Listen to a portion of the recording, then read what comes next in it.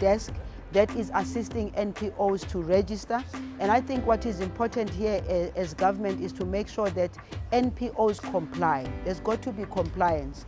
I'm the Acting Chief Director, NPO Registration and Information Management.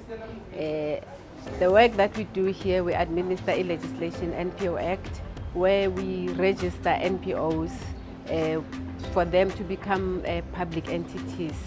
NPOs should be the ones that assist us as government to reach out to the communities, especially to the most vulnerable, to assist them. As you can see here, the queue here is that of the NPOs that have come to register.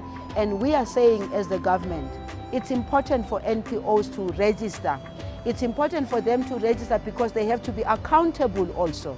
NPOs, those are the sector that helps people. It's not private and it's not government, but it's NPO sector where there's a lot of development that is happening. So we are registering such for them to become public entities and registered entities.